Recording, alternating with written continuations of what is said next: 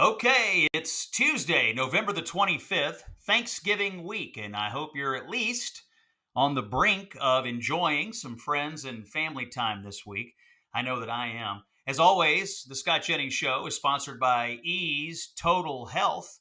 Health insurance is broken, and Ease fixes it with no deductibles, no red tape, and real benefits from day one. Visit easeforeveryone.com/Scott. That's EASE foreveryone.com/Scott. We have a great show for you today. We're going to catch up with my old friend, the former Speaker of the House, Kevin McCarthy of California.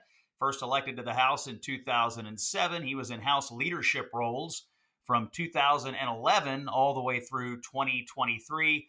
He was elected Speaker in January 2023, but was ousted in October 2023. We'll talk to him about all of that. We're going to talk politics, and we have a special Investing in America segment where Kevin McCarthy will tell us about his group, the Alpha Institute, which is working on one of my favorite topics, unleashing American energy and making America capable of producing enough energy to power our artificial intelligence boom and defeat the Chinese in the race to control AI. And with that, welcome to the Scott Jennings Show, Kevin McCarthy. Speaker Kevin McCarthy, welcome to the Scott Jennings Show. Thank you. I'm very excited. It's my first time on. I just don't hope it's my last time. Well, I'm glad to have you, and always fun to talk with you. I want to start with some politics, really the news of the last few days, the resignation of Marjorie Taylor Greene from the House of Representatives. What was your reaction to that when you heard the news on Friday night? I was somewhat shocked. I did not think Marjorie would do that. And look, when I look in the House, Lincoln always said a house divided cannot stand. There's too much interfighting within the majority, so you're not hitting on all cylinders. And look, I've always worked very well with Marjorie. I thought she could get things done. She's very close to the base of things that are what's happening. And I think from a perspective, look, I had 3 or 4 parties within our party. You got to bring them all together, and you got to get them focused in the same direction. It's tough to do, but we've got to make that happen. What does this say to you about the relative political power or political influence of President Trump? Some people are now making the argument that he's a lame duck, but at the same time, he turned against Marjorie Taylor Greene, and she was out a few days later. President Trump is stronger than Ronald Reagan was as president. We have never seen a president with this strength back to Roosevelt. Look, he's usurped the power of the House and the Senate sheerly by sheer strength. You look at him on a world stage, I don't know if you've really had somebody this strong beyond modern history, even at the same time. And then you look from a Republican winning a popular vote, unbelievable. What's unique is he's much stronger than the party ever is, and that's what the party's got to pick up and follow him. I think where the party has a real challenge, they underperformed in the last election. President Trump didn't, and all the work that he's doing, even executive orders, they got to keep up and make those into law. That's where we could have a problem. Let me ask you, looking ahead to 2028, following on your view about the relative strength of Trump, he obviously can't run again. Do you expect J.D. Vance to be basically unopposed for the Republican presidential nomination? And on top of that, if you had to bet $20 today, who will the Democrats nominate and who should they nominate? Perfect. I think J.D. Vance has the very best chance to be the nominee. Now, he has to decide that. Like anybody else, you got to have the fire in the belly to go. I never liked the idea, and JG won't like this, but I never liked the idea of you not being challenged. I actually believe it's good to be challenged in the primary. I don't think you should be afraid about that at all, because it would be good to get votes locked in for you. And if somebody has a negative about you, I'd rather them take that away in a primary than in the general. And it only makes you better. Look, people don't realize how good President Trump is as a campaigner as well. He knows everybody on the ground, the names. He knows those districts backwards and forwards. And it only made him stronger and built more people in the team. And before we go up against the Democrats, I want our nominee to be the strongest we could be. I mean, think about a ticket of, and President Trump and I were just talking about this Saturday. Think about if you had a ticket of JD and Marco Rubio. My gosh, that's a strong team. But also think of the other people you could have in a cabinet and others. But I don't mind being tested because it would only show greater strength, and we could talk more about policies and bring more people over. See, I don't. JD hasn't been around a long time. I think when people saw him in his debate for vice president, boy, he got more support, and that was being challenged. So the more he's challenged, the better and stronger he could become. And for the Democrats, $20 today, who's it going to be? $20 today. I do not believe it's AOC. I do not believe they go further left because they want to win. And I don't believe it's Gavin Newsom. I think they turn towards a governor, might be the governor from your state. Um, Whit- You Whitman, think Andy Bashir? Interesting. Okay. I think he's got an opportunity. I think Gavin peaks too soon, and Gavin has too many skeletons in the closet. I mean, if you just go sheerly on his record as a governor, he can't get reelected on that or become the nominee. Do the Democrats allow a primary to play out? Okay. I would worry less who the nominee is if I was a Democrat. I would think the structure would dictate the behavior, who the nominee would come. They tried to pick who it was and they failed every time. Let the primary play out. Stop moving the primary around to predetermine who's going to win it. And then whoever they turn out with, they'll be stronger for it. So don't take my advice, Democrats. I don't want you to win. All right. I want to play some word association with you. I'm going to give you some names. These are people that you know. Yeah, I want you to give me the one word that comes to mind. Don't filibuster me. You're not a I'm not a senator. sinner. You're Well, a one House word member. is tough. I might have to go 2 words, but okay. All right, here we go. I'm going to start with Alexandria Ocasio-Cortez, Socialist, George W. Bush, a leader, Matt Gaetz, predator, Gavin Newsom, unprincipled, Paul Ryan, a smart policy man, Thomas Massey, libertarian. Barack Obama. He was influential. He was, I'd give him more because you can't undercut putting. I fought Obamacare, but he was transformational. Hakeem Jeffries, Can't make a decision. Nancy Pelosi, She was influential. John Boehner, I think John Boehner gets doesn't get the credit he deserves. Joe Biden, He was lost. Kamala Harris, Peter Principle. Eric Cantor, He was a leader, and he was a leader who organized and brought people together. Good at it. All right, that voice you're hearing today on the Scott Jennings Show here on the Salem Radio Network is the former Republican Speaker of the House, Kevin McCarthy, one of the foremost political operatives in the Republican Party for the last 3 decades. We're going to continue our conversation with Speaker McCarthy after the break. We're going to talk to him about the 2026 midterms and also get an update on a new job that he has. He's been added to the Olympic Committee Board of Directors out in Los Angeles. We're going to want to find out how that's going for LA. Before we go to break, though, let me just ask you a question. What makes America special? Is it our wealth or our power? I don't think so. I think it's our principles and our people. Our founding fathers launched the great American experiment to unleash freedom and opportunity like the world had never seen. And from the beginning, it has been everyday Americans, people just like you, dear listener, who have taken small steps to move our country forward. Every moment in our history, from the Revolution to our greatest inventions to landing on the moon, began with one person taking one small step. Now, in the lead up to America's 250th anniversary, Americans for Prosperity is calling on you to take yours. This is a national call to action, a grassroots mobilization campaign. It's called the One Small Step Campaign, and it's being run by Americans for Prosperity. Every step that you take counts, and you can visit takeonesmallstep.com to get started. Let's together fight for what makes America special during our 250th anniversary.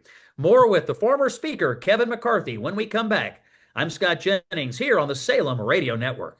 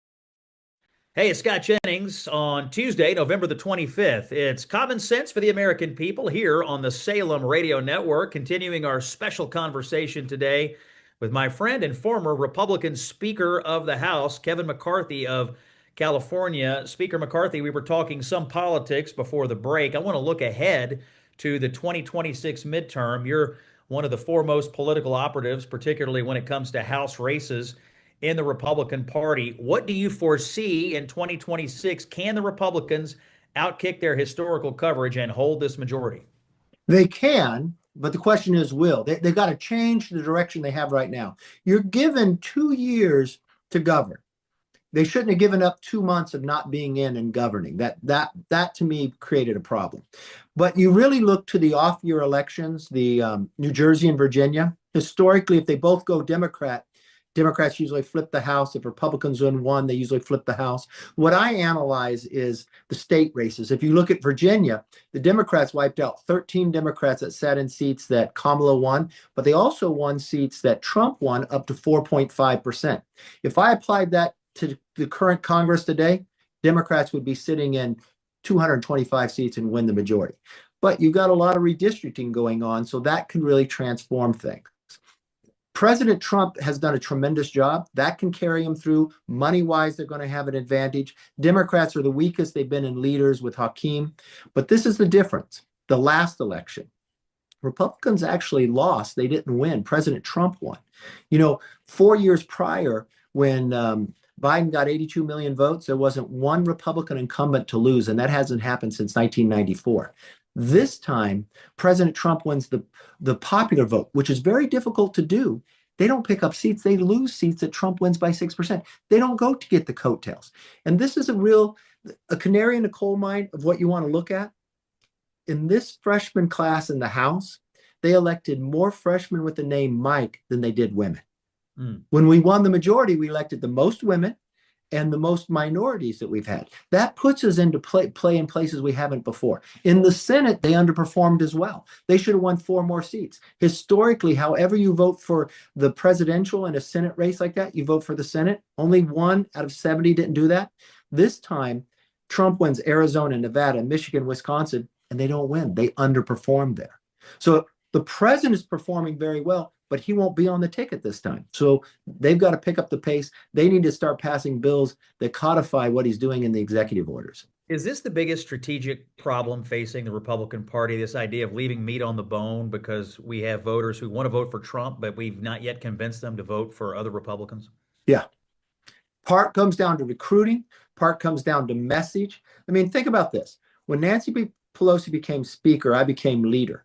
4 years later, we won the majority by 5 seats. We won 5 more seats in California without redistricting. We won seats that Republicans normally don't play in. We won in New York, right? We won down on the border of Texas, and people said, "I don't play." That's what President Trump brings you. So what you want to do is you want to surf behind the wake he's leaving you. They haven't been able to do that yet.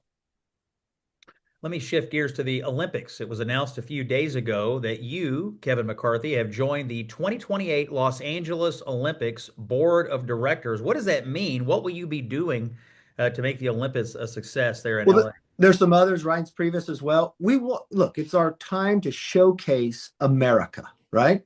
Not only do we want our athletes to win, we want to show them how beautiful America put on. And it's not just going to be in LA, it's going to be in Oklahoma as well, events. And you got Casey Wasserman running. I worked with him when I was in Congress. I was just talking to President Trump about some of the things we can do. Remember, President Trump was president when we won these Olympics. Right. Now he gets me.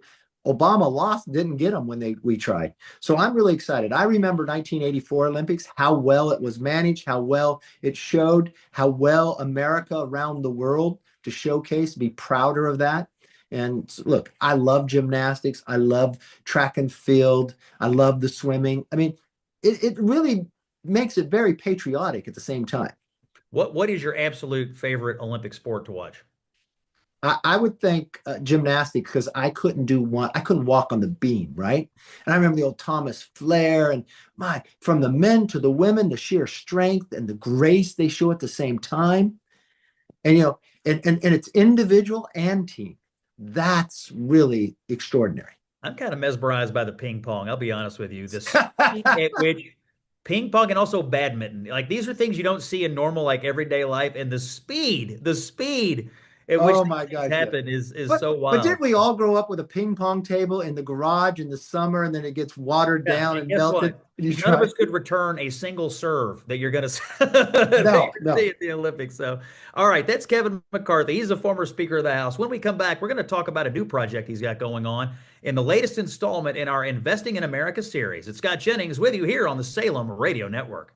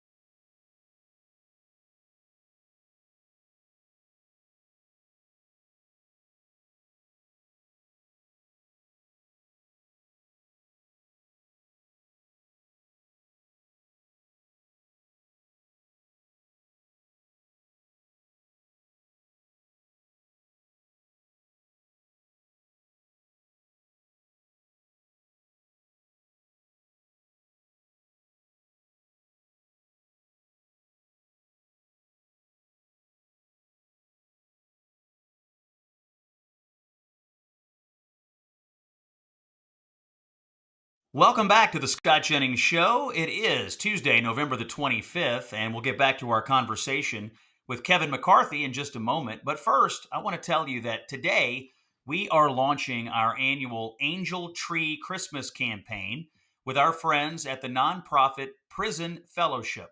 There are literally thousands of children all over America who have a mom or a dad in prison. That means they won't see their parent on Christmas. That's why the angel tree is so important. You can put smiles on the faces of children who, through no fault of their own, are often struggling at a time of year which is meant to be full of joy for children. There's an angel tree banner up at scottjenningsshow.com where you can make a donation. It only takes $30 to bless a child who will receive a special present, a gospel message, and a personal note from their incarcerated parent. Again, the cost to bless one child with the angel tree is only $30. That's less than a pizza in some places. Or if you're feeling generous, $150 will bless 5 children of prisoners with an extra special Christmas. Just go to scottjenningsshow.com to make a generous gift online or call our special donation number, 888-206-2793. That's 888-206-2793. And when you do it, you're showing the love of Christ through your donation to Angel Tree. All right, it's Tuesday, November the 25th. Scott Jennings here on the Salem Radio Network, and I am happy to bring to you our next installment of the Investing in America series. Former House Speaker Kevin McCarthy remains our guest, and we're going to shift gears here and talk about his new project called the Alpha Institute. Now, as you know, if you're a regular listener, the Investing in America series is all about how people and organizations are making moves to build up America long into the future. So, Mr. Speaker, I'll start with this question. First of all, what is the Alpha Institute? The Alpha Institute is something I created. It's all dealing with policy after I left Congress to continue to work on those issues. Remember, I created the Select Committee on China. We want to make sure we don't go to war to China, but we don't want to be dependent upon China either. 16 times in the history of the world, the number 2 power has surpassed the number 1. Only 4 times did they not go to war, right? If you ever read Graham Allison's Destined for War. AI and quantum, whoever captures that first has an advantage. So I created the AI task force in Congress. I literally took 10 members to MIT because MIT teaches a course in AI and quantum to all the generals in the military. Well, I had them develop a course to teach all the members of Congress. Then we want to look at whoever's able to capture that is the country that has the right energy policy. So as a member, I know how busy you are all the time. So how could I bring policy to members in Washington to help them ease and have solutions to some of these bigger problems? So I join with a lot of the brightest minds around the world to help with the Alpha Institute educate and bring ideas to Congress. I think that's one place that we could always improve, constant improvement.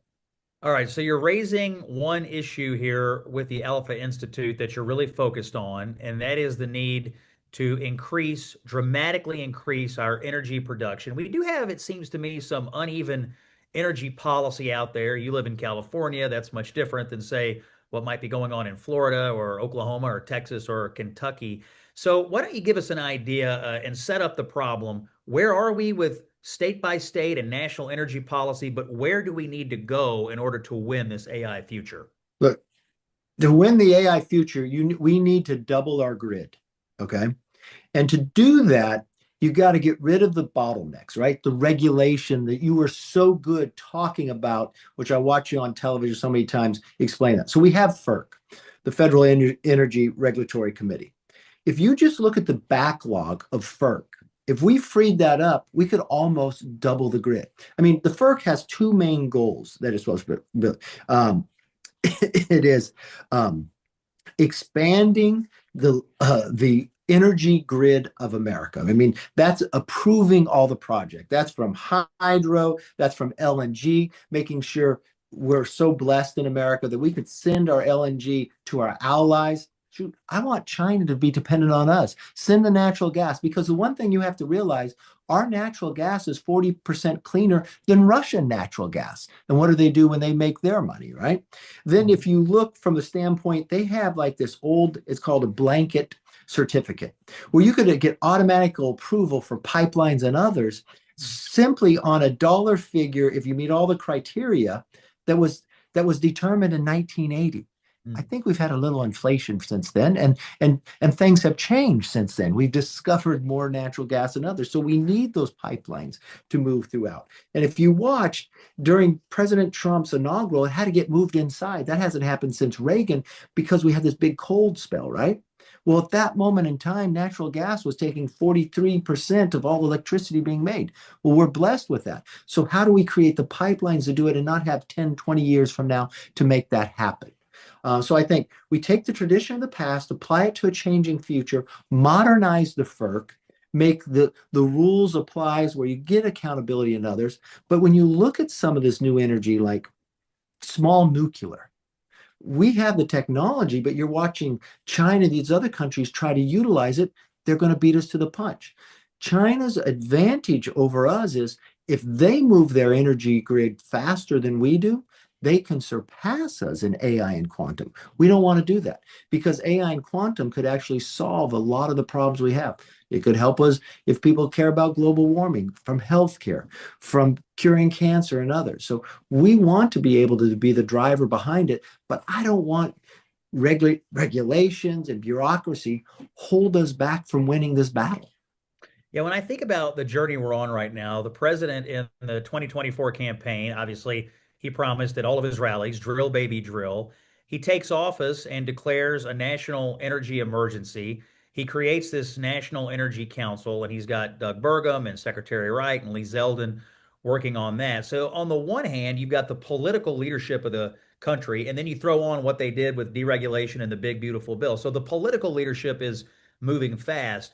But what you're arguing here is that the bureaucratic underpinnings of the government, particularly at FERC, aren't really keeping up with the direction being set with our political leaders. And so, as I gather, the project here is to try to catch the bureaucracy up with the politicians who actually have it right in this case.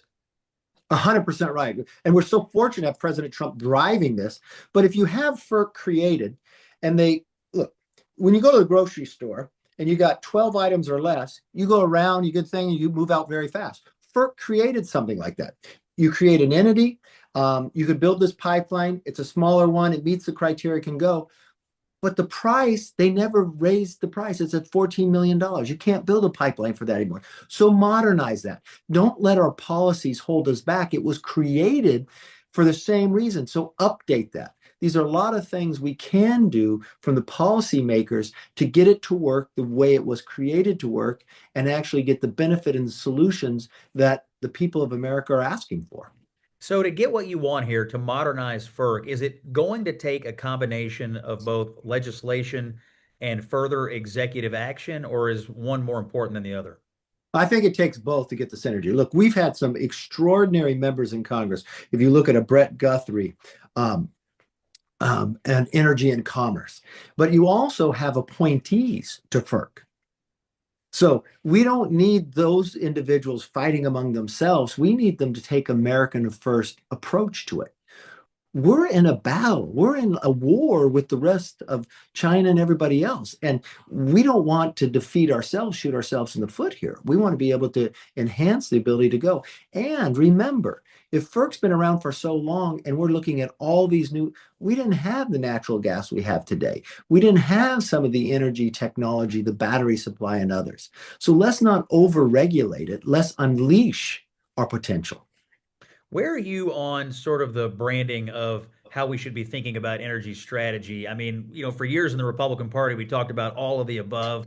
There is some resistance to this renewable energy now. The president hasn't had too many kind words for windmills, for instance, and his policy is really more fossil fuel and nuclear based. Where do you think the conservative movement or the Republicans in general should be on how to think about where to get the electrons? All the above. I don't know how you double the grid by picking a winner or a loser and one over the other. See, what the Democrats did, they went and said only renewables. And then when we had this just during the inaugural, you wouldn't be able to survive that time. Do you have the battery capacity at the time? And everything continues to change. Why wouldn't you let everything move at the same time? Okay. And reliability you need, price you need, cost. But I've watched what happened in California. They picked one over the other. We actually would produce, my old district in one county, more oil than the whole state of Oklahoma. But then they said we wouldn't allow that. So they get most of their oil from a foreign country, tearing down more of the rainforest because Gavin. And then we pay the highest. We pay in California more than they pay in Hawaii, and that's an island. Yeah. Yeah, these policy decisions being made by Democrats at various levels have really, I mean, it feels like it's just given us a very uneven playing field when what we really need here is a national all-in strategy around this concept that you're raising. We have to defeat China. We're either going to control AI or they are. And even if we build the infrastructure to control it, if we don't produce the energy to power that infrastructure, it's going to be a real problem. Look at Texas. Okay, why are most of these things moving to Texas? They have Right. low cost energy. They produce a great deal amount of oil, a great deal amount of natural gas, but they also have wind and solar as well. It's because they have low regulations, they have the resources there, and they allow the resources to be used. All right, that voice you're hearing on the Scott Jennings Show today, Kevin McCarthy, the former Speaker of the House, and we are in the middle of our latest installment of the Investing in America series. We're going to continue to talk to Speaker McCarthy when we come back about his Alpha Institute project and what he proposes to do to modernize FERC. We'll get back to that in just a few moments. I do want to send you a message from our friends at Ease Total Health. That's EASE Total Health. Health insurance is in the news, but the news is bad. I'm telling you, Ease Total Health may have the solution for you. It is not traditional insurance, it's much better. It's a set of benefits you can use from day one. No deductibles, no restrictions. Give these guys a call. Do yourself a favor. 888 EASE 123 or visit easeforeveryone.com/Scott. Don't wait for government or big insurance to come to the rescue. They won't, but Ease might. 888 EASE 123. More with Kevin McCarthy when we come back here on Salem Radio Network.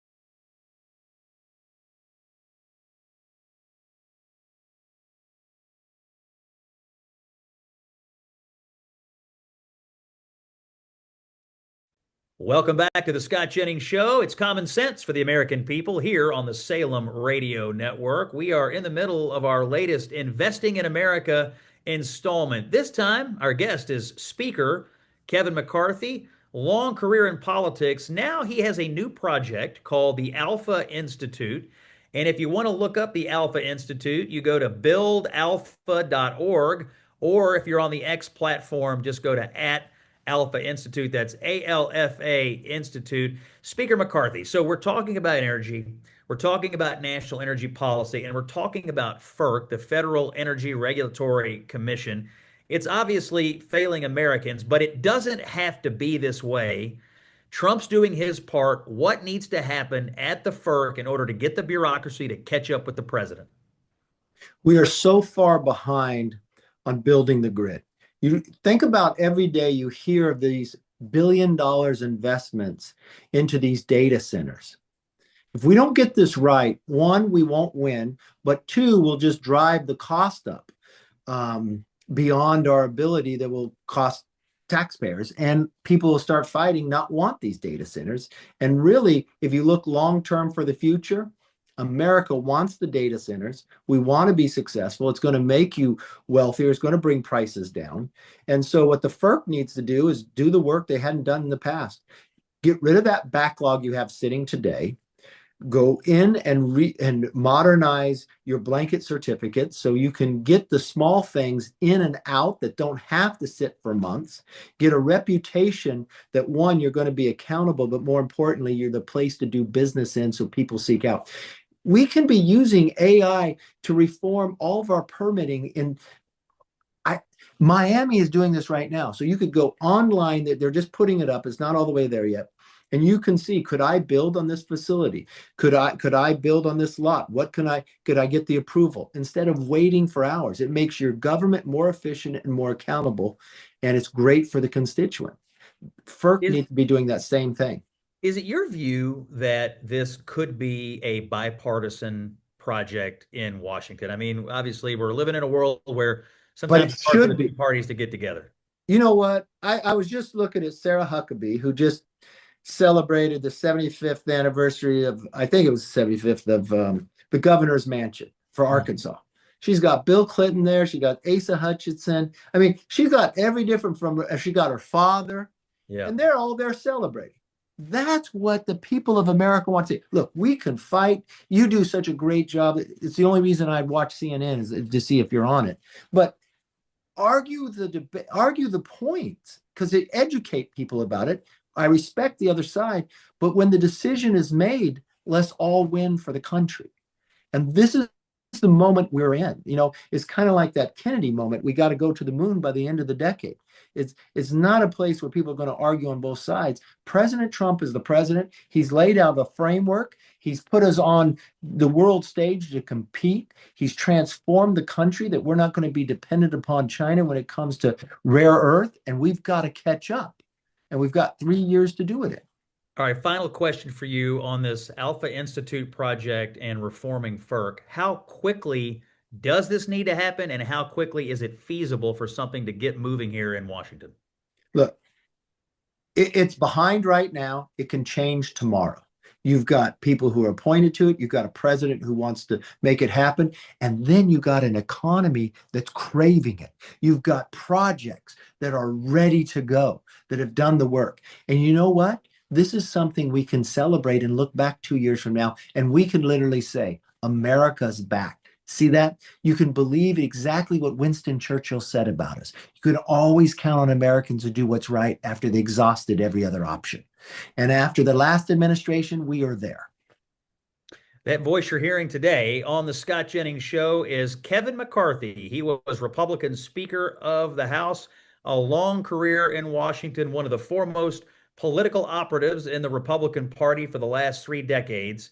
His new project, which we're highlighting on the Investing in America series today, is called Alpha Institute, ALFA, and you can find them on the internet, buildalpha.org, and if you go on the X platform, you can find them at Alpha Institute, ALFA Institute, and check up on what Speaker McCarthy is doing. He's on to something here with reforming FERC and making sure that we double our grid capacity and produce the energy to win the AI race against China. Mr. Speaker, thanks for being with us today. We'll have you back in a few months and we'll get an update on all of this. Thanks for listening today. It's Common Sense for the American people. It's the Scott Jennings Show. Back again tomorrow. Don't miss a show. If you miss a show, you're going to miss a lot.